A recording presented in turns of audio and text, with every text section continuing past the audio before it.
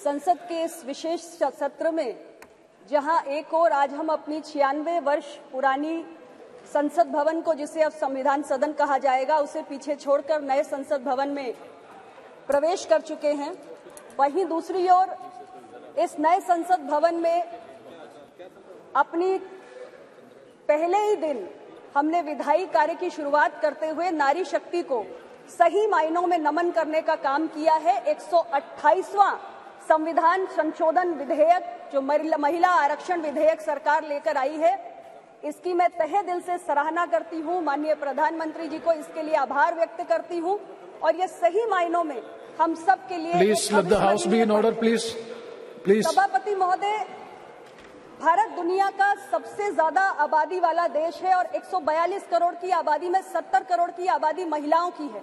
लेकिन बहुत चिंताजनक और दुर्भाग्यपूर्ण है कि आज भी हमारे लोकसभा में जो महिलाओं की भागीदारी है वो महज 14% है और राज्यसभा में केवल 11% है।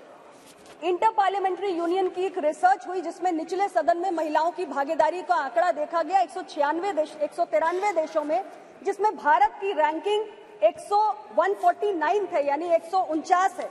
और ग्लोबल जेंडर गैप रिपोर्ट 2022 में भी 146 देशों में जो भारत की रैंकिंग है वो 135वीं है। ये कोई बहुत एनकरेजिंग आंकड़ा नहीं है हमारे लिए। और सरकार के तमाम आर्थिक सर्वेक्षण भी बताते हैं कि हमारे राज्य की विधानसभाओं से लेकर हमारे देश की लोकसभा में, देश की संसद में महिलाओं की भागीदारी बहुत कम है और इसलिए महिला आरक्षण विधेयक समय की जरूरत है।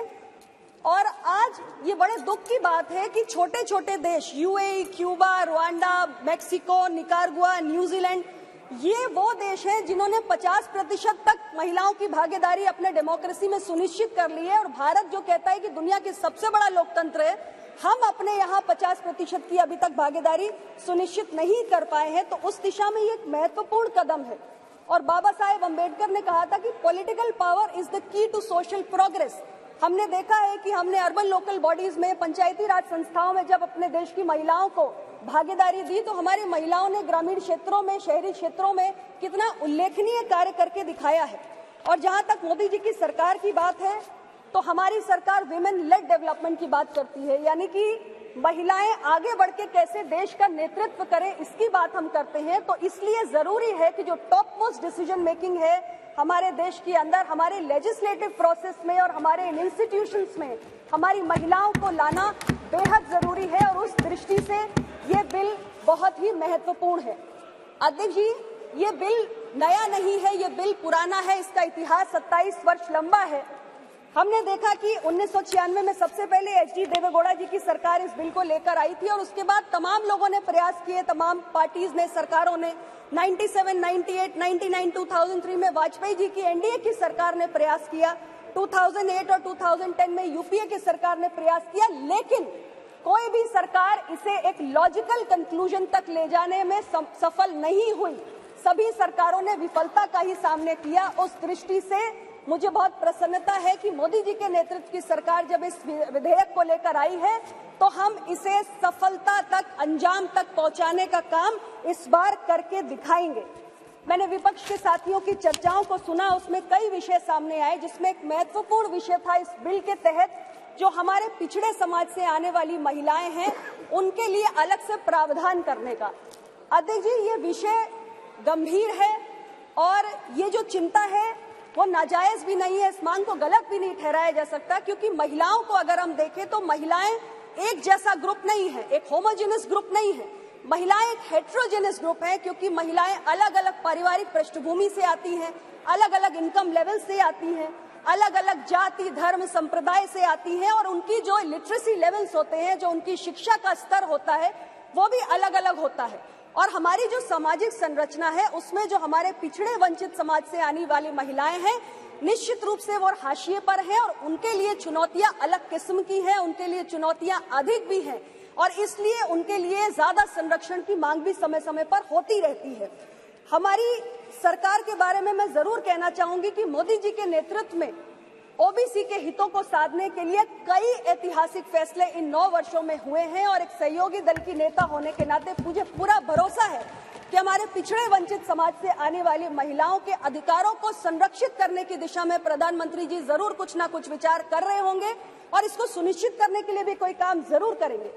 जब मैं अपने कांग्रेस के साथियों को सुन रही थी इस विषय को उठाते हुए, तो मेरे मन में एक स्वाभाविक जिज्ञासा जागी कि 2008 में आप राज्यसभा के अंदर इस बिल को लेकर आए थे और 2010 में आपने इसको पारित कराया था।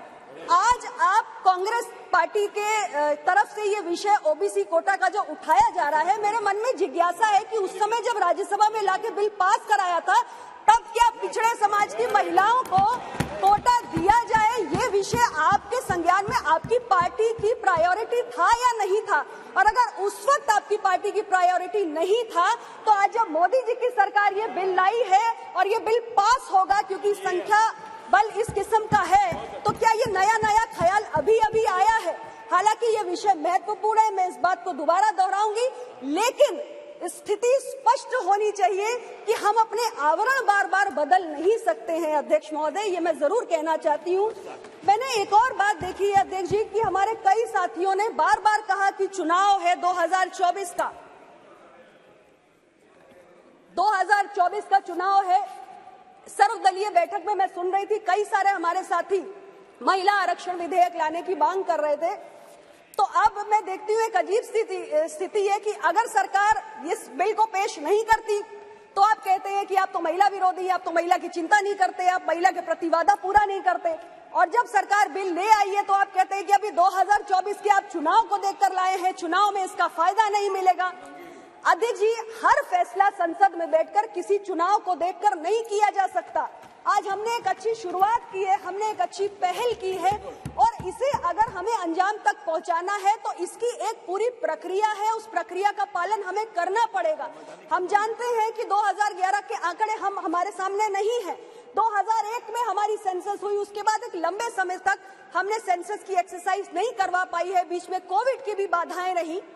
तो हमारे पास जो जनगणना के आंकड़े हैं वो बेहद पुराने हैं और उसके आधार पे हम डिलिमिटेशन नहीं कर सकते, हम एडिशनल सीट्स जनरेट नहीं कर सकते। इसलिए हमें इस संवैधानिक प्रक्रिया का पालन करना पड़ेगा और हमें नए सेंसस एक्सरसाइज के साथ डिलिमिटेशन करते हुए एडिशनल सीट्स क्रिएट करनी होंगी, जिसमें हमारी और जो महिलाएं हैं उनको इसमें आने का मौका मिले।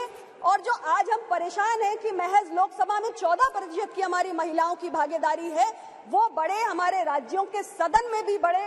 तो ये चिंता जो आपकी है, ये जो बार बार चुनाव को लेकर, मैं यही आग्रह करूंगी कि मैं देख रही हूं कि एक जो सेंस ऑफ द हाउस है कि सभी लोगों का एक मूड भी है कि ये बिल पारित हो, तो इसमें किंतु परंतु नहीं होना चाहिए।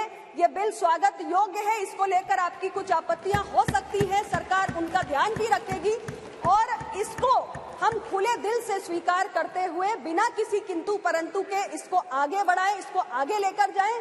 और बाकी सारे जो सेंसस को लेकर या डिलिमिटेशन को लेकर आपकी चिंताएं हैं, उसके आप त्याग दीजिए, सरकार इसकी चिंता कर लेगी। आपने मुझे समय दिया, मैं बहुत बहुत आभारी हूं और इस बिल को लाने के लिए पुनः मैं अपने देश के प्रधानमंत्री, हमारे सरकार के मुखिया माननीय श्री नरेंद्र मोदी जी को हृदय से आभार व्यक्त करता हूं।